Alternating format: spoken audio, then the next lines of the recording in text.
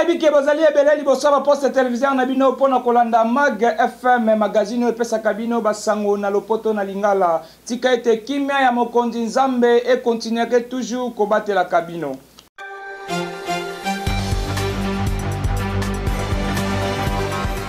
Tofongo la Mag FM ya pokwa lelo koyeba ete phénomène salongo a na ville province de Kinshasa et kenda wapi po degré Kinshasa ezo koma nango salite likambo ya kokamwa bozo ba détail na élément oyo.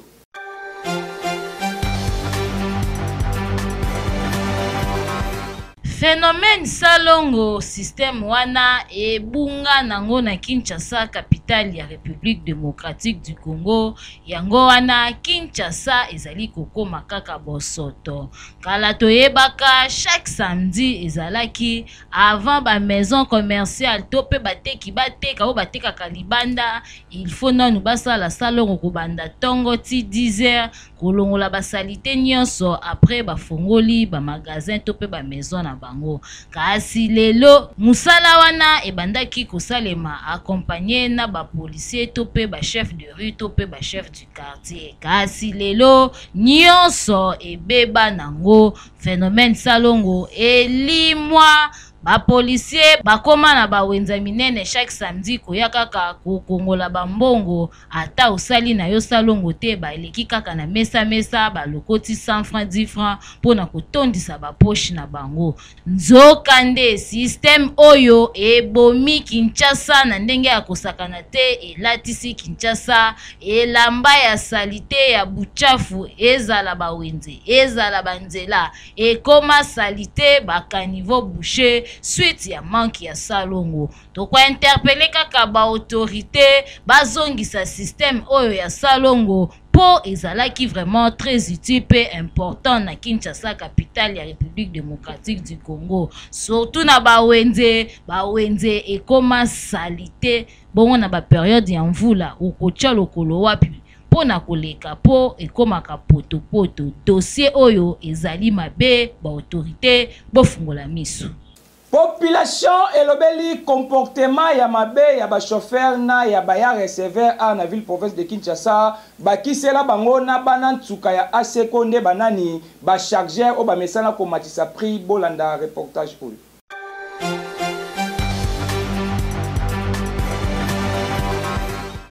Bon, normalement, ils ont dit des responsabilités. Là, d'abord, il y a part de l'État. Il n'y a pas de suivi. Ceux qui vont dire, oui, 7 heures, au moins le transport, 3000 fois 2500. Ceux qui sont à 10 heures à 11 heures, au moins là-bas, 6500. Et comme on a pas, donc, même fois 3. Parce que suivi est attiré. De 2. Les agents, il y a l'État, le transport. On peut baser la base parce qu'ils sont là pour contrôler. Mais bango baza na barré, baza ça a zinga. Pour la bango ezali soki hausse de prix ezali ko sala nini, ko kanga ba chauffeur, ko kanga ba receveur. Bango non, il suffit ka ba corrompre payer 1000 francs. So OK, surtout na arrêt to ba taxi bis na boulevard du 30 jours la galerie présidentielle wala. Au commun la batanda ni wala taxi tous les taxis au commun là 5000 francs là pourquoi? Mais ils sont là, il suffit ka ba hier ba finir 1000 francs. Oh, on a 1000 fois donc Matissa n'a pas pris n'engolique. Tout ça est un problème de désordre, mal gouvernance. Parce que tu vois que tu as un ministère de transport, tu as un gouvernorat, il y a ville, et tu as un prix exact de n'engolique.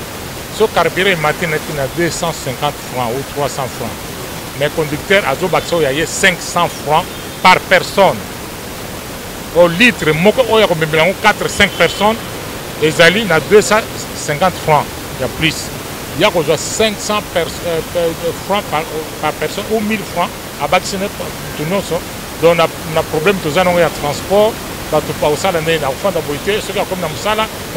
un problème. On se débrouiller, il faut qu'il n'y a pas un ordre vraiment donné, respecté. Donc, les alliés, la gouvernance, les athées, la ville, et rester une ville, chacun peut faire ce qu'il veut. Oh, nous sommes ça, il y a un transporter. Nous allons les carburants. neti ngai na uti rond-point ngaba na ye première rue 1000 francs kaka nazozonga mpe kaka rond-point ngaba 1000 francs bon transport nayebi te na 207 to soit soi-disant oyo tozobenga oyo yas to nini bon na biso taxi eza kaka 1000 francs na biso na oyo jamais eloko wana mpo leta na biso ayebi kaka prix oyo ezalaka ya 1000 francs nakende beau marché eza kaka 1000 francs nakende wileri eza kaka na 1000 francs seke bango nde bato ya zanu en plus tala na nzela so okoti kabamba kabinda okoma ti ya 109 nzela eza te kobanda Phoenix ozwi kabinda ti ekoma na 109 nzela eza te mais biso tozosalango kaka na 1000 francs tozodebrouye kaka banzela bon carburant ezalaki ezomata c'est normal mais na nde twana soma 10 litres ezalaki na 25 000 siko 10 litres ekomi na 32 250. Réunion ya bangunza esamaki kuna na temple na bango na Sayo pour na décision finale ezomaki epai ya ministre ya justice pour na likambo etali ba mangomba. Bozwa reportage oyo.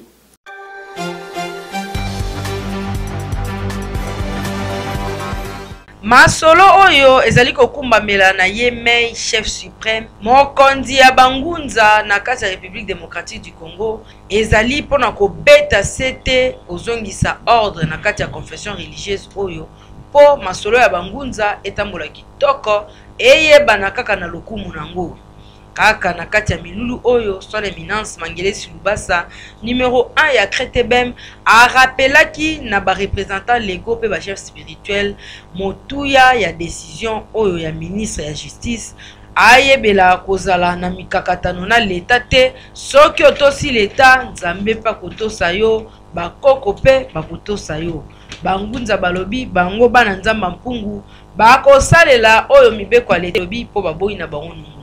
Réunion ya lelo ya mutuye ezalaki ete koyeba dernière décision ya chef na biso ya justice Constant Mutamba yango ete nazali kotalisa kati na bangunza ya basi to ya mibali bazali komona lokolo ezali maseki makambo ezali réalité bakokanga beglise yo nan muto adere te yaka ko adere na Kretben batie ordre po ete totambola malamu na ndenge leta azokolinga tomemela ba église na biso parce que église comme makambo mabe eza mingi il faut tozala na personnalité juridique na arrêté ministériel yango faut tozala po soko za ba F92 bazo compter yango te wana eza lokola papier ya culture et art soko za ba document mususu yango to kota na kati ya confession neti biso tozala na 9e confession religieuse ya bangunza autochtone traditionnel pevan longo yango balobi Kretben na mukuse. Simana yango son éminence Mangelesi Lubasa atikaki pete alobaki ete esengo ya kozala na ordre na leta ezali eke confession religieuse na bino pe ezala na motuya na miso ya bato. Yo mutu ozali na kati ya confession oyo ekumbamaka na chef suprême Mangelesi Lubasa tosa mibeko po ya lobi ye azawana pona botosi pe bolingo na kati ya confession na ye. N'importe quoi, la musala pour y avoir une identification. Pour procureur général de la République, à Pomeli, procureur Nyons, na ordre du ministre du gouvernement congolais, identification, pas le chef de quartier Balo Salam. Même yo salité, na quartier na yo chef de riz Azana. Kaka na kati ya milulu oyo ezalaki pe occasion pour na chef suprême ya ko présenter nouveau comité pour na suivi ya activité ya Kretebem et les kaki kitoko ba présentant légaux pe ba chef suprême ba pesa kilongonya na papa Mangelesi oyo azali mokonzi ya bangunza aza kokumbela masolo bangunza na lokumu pe bwana nyoso. Na cadre ya article 15 ndeko mobali oyo aboya na ye kisopeka andima na ye mosala ya koteka kabamanete bozwa detail na elema oyo.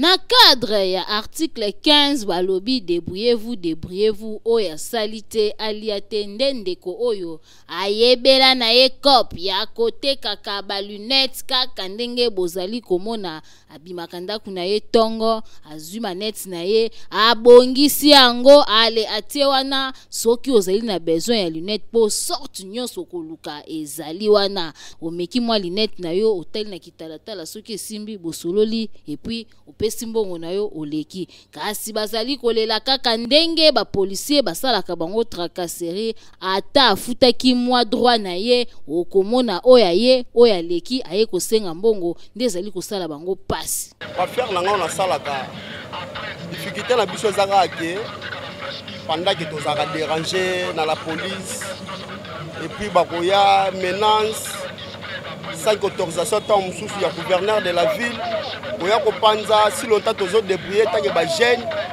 la préféré na travailler boyeke na ke sala baninga mabe soit na boto la batu biloko pendant la nuit na préféré na débrouiller mais ko débrouiller oyo eza malamu mais ba difficulté za lango mboka tozo vivre la police est bivalère à la population quand on a luka boye bazo ko menacer biso ko déranger biso ko panza biloko la biso ba difficulté oyo tozo ka yango na ba konzo bazo landa biso batika population afanda kimia population soki aza l'aise bango pe ba na kimia mais si longtemps que population aza l'aise population zo luka lokola zo luka te menace partout siko au juste to ko sala nini soki biso toza te bango ba ko kamba banani boye ezali kitoko makasi na place ya kosimba machette to pe ya kokende kotrake batu na nzela luka o créer mwa cop na yo oyo kokotisela yo mbongo oyeba ndenge nini okosurvivre en tout cas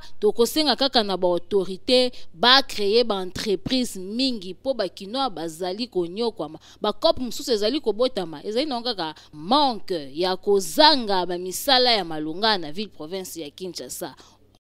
Na rompwenga ba mama batekaka penepene wana basengi kaka na bakonzi bameka mpe kotongela bango wenze moko ya malamu bozwa ba detail na elema oyo.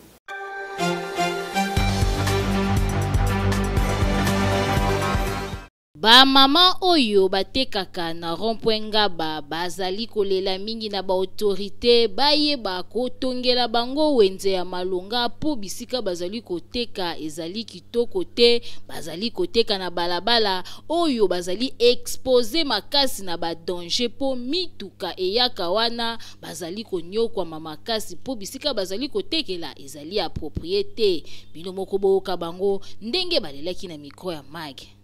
Espace otekela te wenza leta ezala te toteka oyo eza lupanga bato yo totekaka so bese biso wenza leta toteka tokoteka wapi ba wenza eza te yango moni toteka na biso na balabala po tolia na biso po na biso moni te toana ba parasoleil te po ba obengala air nyonso tofandi na ata tofandi na biso na kimia te yango loko tosenga chaque jour pa tata Nzambe akota na mitema ba président na biso balukila biso solution.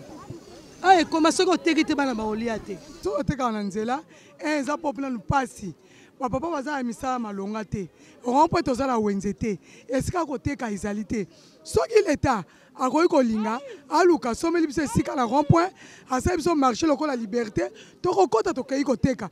En tout cas bino moko boyoki ndenge ba maman baleli ba autorité bo trouvele bango solution bo tongela bango wenze ya sika oyo bakokende koteka na ba norme nyonso po bazali kofuta ba taxe na bango kasi condition oyo bazali kotekela ezali kitoko te ezali pasi lelo babengani lobi babengani bo trouvele bango solution po boye bazali konyokwama awa ko congolais avivaka na auto du jour soki oluki te okolia te bisika bazali koteka ezo permettre bango te bo trouvele bango solution po boye kitoko te ba mama baleli pe bazali kozela bazwa réponse ya malonga oyo ekosepelisa mitema na bango boyebela.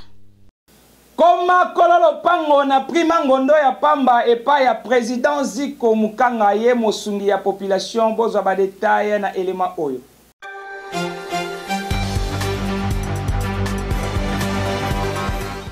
Toujours déterminé pour accompagner chef de l'État Félix Tshisekedi Tshilombo na vision na ye ya développement ya République démocratique du Congo. Président Ziko Mukanga Makile Lumumba akitaki awa na commune ya Maluku pona ouverture ya quartier Mukanga 2 awa précisément na Menkau na cadre kaka ya opération Koma Kolo Lopango. Sose na ye président Ziko Mukanga ezalaka congolais nyonso partout azali alongwa na via kofutela azala na oyo ya ye Lopango. Tina yango te opération Koma Kolo Lopango ekiti na commune ya Maluku pona yo congolais. Lopango ezali kotekama na $1500 ya pamba. Lopango ya 20 sur 20 opesi $500 na yo lokola avance.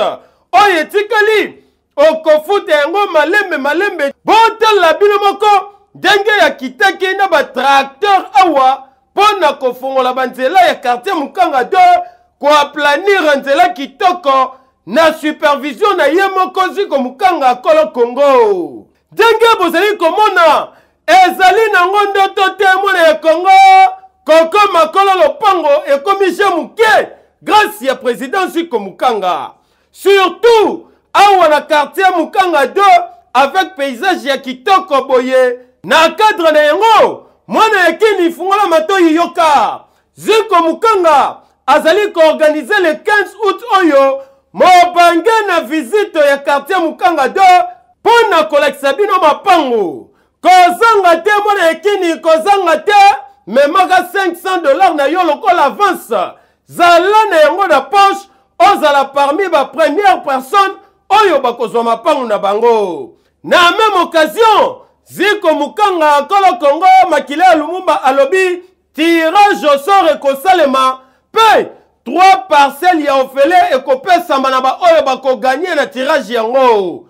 Pona ko participer na tirage au sort ezali simple. Les cas na bureau na avenue Victoire numéro 42 quartier Kauka na commune ya Kalamu na deuxième niveau ya galerie Efra au komisa Kombo ezali ya ofele. Botana banzete ndenge ezali na mulongo banzete ezali partout, c'est-à-dire eza biloko moko tokosala ebele oyo bino moko comprendre te mais na lobi ete bana nyonso ya quartier Mukanga bakinois bato nyonso balingi président Ziko boyeba ete Koma Kolo Lopango ekwei siko na Maluku. Tolobaki malamu ete le 15 ya mois d'août, c'est-à-dire le 15 ya 8e mois nde tozali kosala mama na événement visite ya munene kozala awa ba autorité nyonso gouverneur bourgmestre ya Maluku bato nyonso bakoya awa.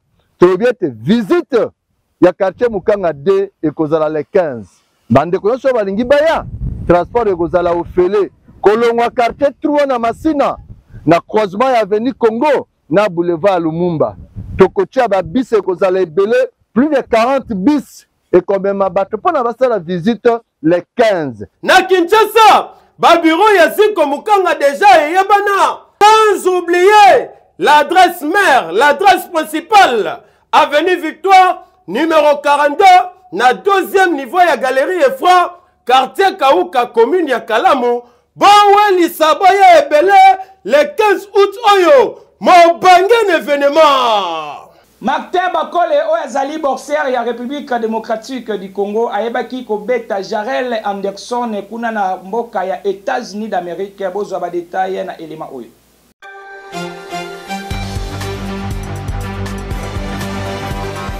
Martin Bakole oyo azali boxer ya République démocratique du Congo abetaki Jarel Anderson lokutu tuku mibale na moko oyo azali boxer américaine. Ebongo Martin Bakole ayambamaki na esengo epa bakongomani nyonso na bozongi na ye awa na République démocratique du Congo. Bosimba pe boyeba ete Martin Bakole ayambamaki lisusu epa ya mokonzi ya mboka Monsieur Félix Antoine Tshisekedi Tshilombo bakisela ye Fachi Beton azalaki accompagné na ndeko na ye Junior Makabu Ilunga epesaki esengo makasi komona Martin Bakole ko bobola Jarel Anderson kuna na mboka na ye. Yango biso na Mag FM tolobi kaka boye Martin Bakole papa botela biso lisusu ba boxer oyo batikali po bayeba ete RDC ezalaka nde eloko ya makasi.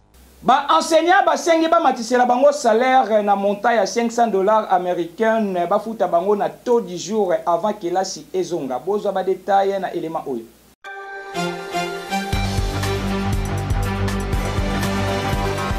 Toyebi bien que le 2 septembre ezali bozongi ya bana na kelasi. Kasi balakisi ya République démocratique du Congo basengaki na gouvernement il faut salaire na bango ekoma na $500 américains.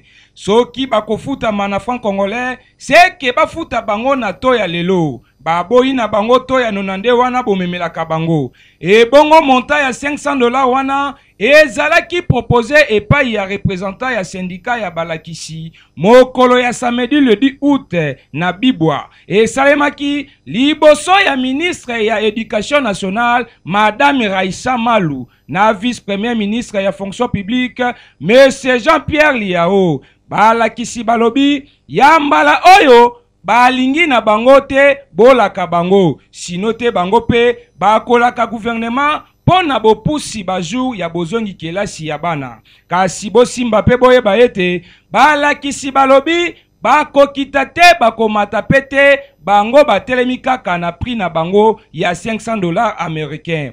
Ministre ya éducation nationale Madame Raissa Malou otala nanu likambo ya baenseignant oyo pokala te bana balingi bazonga kelasi poto boyi o bana bakendaki kelasi me balakisi na bango baboyi na bango koya kotangisa bango. Yango biso na Mag FM tobeti kaka sete na dossier oyo po ndenge ezokendela mbaki kitoko te. Tolakisaki bino lolenge nini bakanivo awa na ville province de Kinshasa ekoma nango nde esika ya kobwaka bosoto. Bozwa ba detail na élément oyo.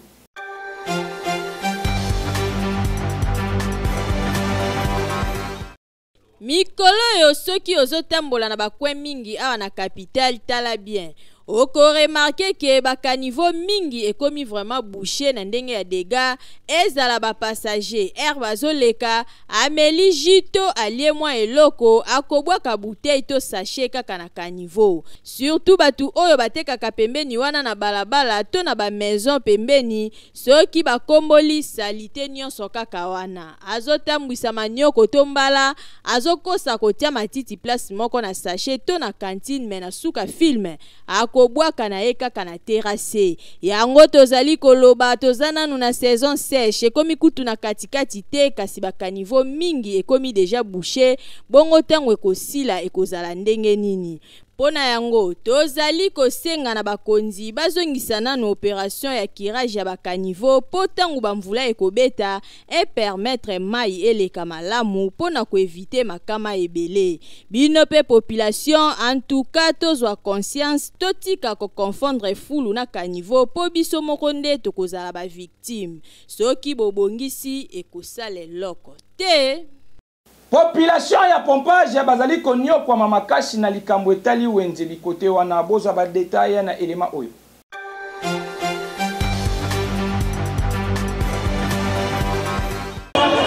Population oyo bavandaka plus précisément na pompage na commune ya Mongafula bazali na difficulté ya wenze. Awa wenze zalaka te mingi zalaka kaka ba marché pirate oyo population bango moko ba créa.